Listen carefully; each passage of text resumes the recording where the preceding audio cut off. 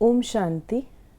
आज 13 अक्टूबर 2020 है और आज के बाबा के साकार रूप से चले हुए मधुर महावाक्यों का स्पष्टीकरण देंगी आदरणीय आशा दीदी। ओम शांति दीदी। ओम शांति। आज बाबा ने कहा, मीठे बच्चे, बाबा आए हैं तुम्हें घर की राह बताने। तुम आत्म अभिमानी होकर रहो तो ये राह सहज देखने में आएगी। अगर आपको याद हो तो हम लोग साइकोलॉजी में एक पढ़ते थे, मेज होता था और उस मेज में एक मार्ग बना होता था और उस मार्ग से ही चूहे को गुजरना होता था। एंड में कुछ अट्रैक्टिव चीज़ लगाए जिसकी खुशबू से चूहा उसके प्रति दौड़े। तो जब वो उसमें डाला जाता था तो अगर वो गलत रास्ते जाता तो उसको इलेक्ट्रिक शॉक्स मिलते थे। तो वो समझ जाता था तो अपना रास्ता तय कर लेता था। तो ऐसे ही बाबा ने आज हम बच्चों को ये बात कही है कि बच्चे, तुमने कितने धक्के खाए। धक्के क्यों खाए? कि हमें मुक्ति मिल जाए, जीवन मुक्ति मिल जाए, घर की राह भटके हुए। लेकिन तुमको वो राह नहीं मिली। क्यों? क्योंकि तुमको मार्ग का ही पता नहीं था। तो शिव बाबा आकर के पहले तो हमको मार्ग बताते हैं कि तुम्हारी एम ऑब्जेक्ट क्या है। लक्ष्य बताते हैं घर लौटने का। तो जो रास्ता बताते हैं उस पे चलने की एक शर्त है, वह आत्म अभिमानी। आत्म अभिमानी होंगे तब तो आत्मा का घर नजर आएगा।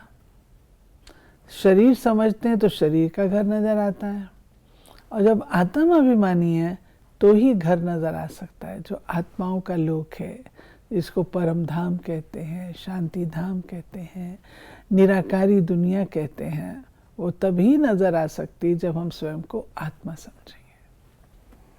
प्रश्न है, संगम पर कौन सी ऐसी नॉलेज मिली है जिससे सतयुगी देवताएं मोहजीत कहलाए?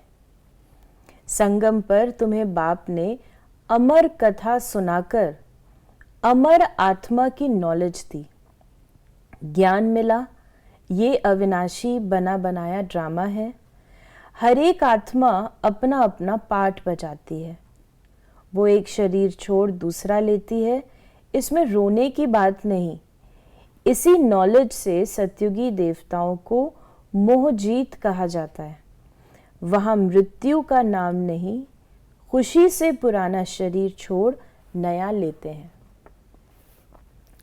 ये नॉलेज जो आत्मा की है, ये बाबा बताते हैं कि बच्चे, तुम असल में आत्मा हो। शरीर तुम्हारा वस्त्र है। तो जैसे हम वस्त्र पहनते और उतारते हैं, ऐसे ही शरीर लेते और छोड़ते हैं। वस्त्र पहनते उतारते समय दुख तो नहीं होता कि ये मेरा पुराना वस्त्र जा रहा है, दुख तो नहीं होता। ऐसे ही बाबा कहते हैं वहाँ पे दुख की फीलिंग ही नहीं आती है। आपको लगता है ये पुराना हुआ, अभी नया लेना है। जैसे सांप केंचुली छोड़ता है, उसको कोई दुख दर्द तो नहीं होता। ऐसे हम आत्माएं शरीर वहाँ पे ऐसे छोड़ती हैं जैसे बाबा कहते हैं मक्खन से बाल। आराम से शरीर छोड़ती हैं कि अब हमको नई दुनिया में जाना है। फिर बाबा ने आगे कहा कि बाप कहते हैं तुमको रास्ता बता रहा हूँ। दुनिया को ये भी पता नहीं कौन सा रास्ता बताते हैं। मुक्ति, जीवन मुक्ति, गति सदगति का। और बाबा ने कहा मुक्ति कहा जाता है शांति धाम को। लोगों को अपना डेस्टिनेशन ही नहीं पता, हमें जाना कहाँ है। कोई कहते हैं हम अपने घर जाएं, कोई कहते हैं हम आने जाने से मुक्त हो जाएं, कोई कहते हैं हम एक ही जन्म आए, कोई कहते हैं हम आए ही नहीं, तो फर्क है बहुत। कोई कहता हम स्वर्ग में जाएं, तो पहले तो ये डिसाइड करना है मुझे करना क्या है, उसके बाद फिर हम आगे कुछ चीज़ देखते हैं। आगे बाबा ने कहा कि रावण राज्य में तुम विक्रम करते हो, ये विक्रम छी छी कर्म हो जाते हैं।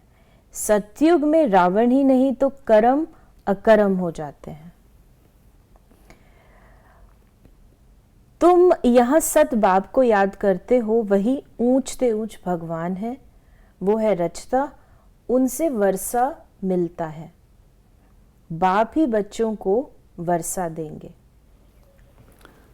ये वर्षे की जो बात है ये भी हमको पढ़ने के लिए प्रोत्साहित करती है कि शिव बाबा आज अगर किसी बच्चे को अपने पिता से कुछ प्राप्ति होती है तो वो पिता का कितना कहना मानता है, कितना अच्छा संबंध रखता है, सब बातों पर रहेगा, आज्ञाकारी होगा।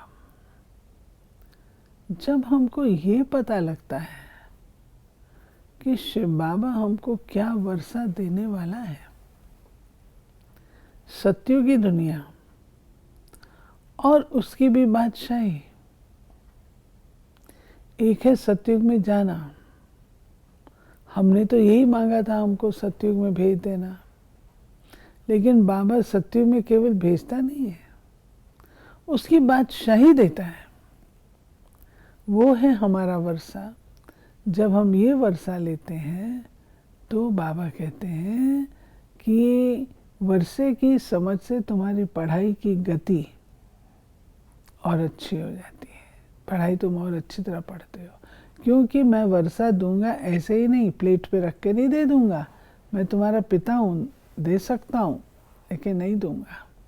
क्यों? तुमको उस वर्षे को संभालने के काबिल बनना है। आज अगर राजा बना दे बाबा मेरे को, और मेरे में वो राजाई संस्कार नहीं है, संस्कार मेरे दास दासी के हैं, तो बाबा का ही नाम बदनाम है कि बाबा को इतना ही पता नहीं है कि किसको वर्षा देना है किसको नहीं। तो हमें काबिल बनना है। बाबा ने कहा कि देवताओं को की महिमा गाते हैं सर्वगुण संपन्न, साधुओं की ये महिमा कभी नहीं करेंगे। बाप ने हिंसा और अहिंसा का अर्थ समझाया है। किसको मारना, इसको हिंसा कहा जाता है। सबसे बड़ी हिंसा है काम कटारी चलाना। देवताएं हिंसक नहीं होते। बाप कहते हैं अब मैं आया हूं तुमको मनुष्य से देवता बनाने। देवता होते हैं सतयुग में। यहाँ कोई भी अपने को देवता नहीं कह सकते। बेशक नाम यहाँ रखते हैं सुख देव, फलाना देव, परंतु बाबा कहते हैं यहाँ देवताएं नहीं हो सकते। क्यों? देवताओं की निशानी है संपूर्ण निर्विकारी, और इस विकारी दुनिया में एक भी संपूर्ण निर्विकारी नहीं है, एक भी निर्विकारी नहीं है। काम, क्रोध, लोभ, मोह, अहंकार के अंश सबके अंदर भरे हुए हैं। तो देवता जो पावन है, जिनकी आत्मा भी पावन है तो शरीर भी पावन है, वो इस पुरानी दुनिया में आ नहीं सकते, हो ही नहीं सकते। वो होते हैं सतयुगी दुनिया में, जिसकी तैयारी संगम युग पर होती है। समझते हैं हम नीच पापी विकारी हैं, फिर अपने को देवता कैसे कहेंगे, इसलिए हिंदू धर्म कह देते हैं। वास्तव में आदि सनातन देवी देवता धर्म था। हिंदू तो हिंदुस्तान से निकला है। ये बाबा ने स्पष्ट किया कि हिंदू कोई धर्म नहीं, पर तो कल्चर है, संस्कृति है, फाउंडर नहीं है ना। हमारा धर्म है आदि सनातन। आदि सनातन देवी देवता धर्म। आदि माना आदिकाल से चला है, सनातन माना पुराना। देवी देवता अर्थात जिस देवी देवता धारणाओं वाले थे हम। अब जब देवी देवताओं की धारणाएं नहीं रह जाती हैं तो हम अपन को देवता तो नहीं कहला सकते ना। फिर क्या कहलाते हैं?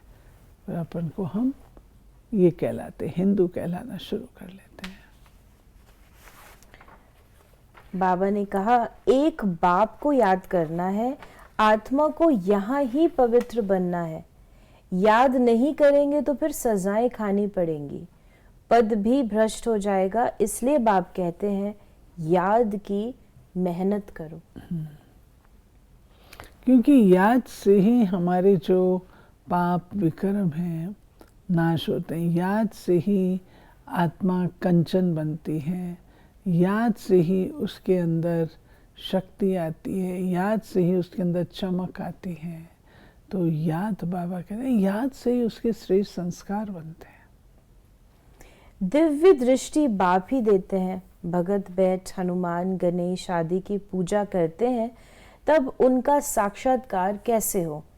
अब उनका साक्षात्कार कैसे हो? बाप कहते हैं दिव्य दृष्टि दाता तो मैं ही हूँ।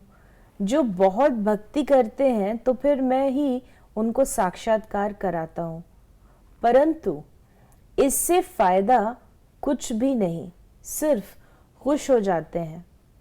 पाप तो फिर भी करते हैं, मिलता कुछ भी नहीं। पढ़ाई बिगर कुछ बन थोड़े सकेंगे।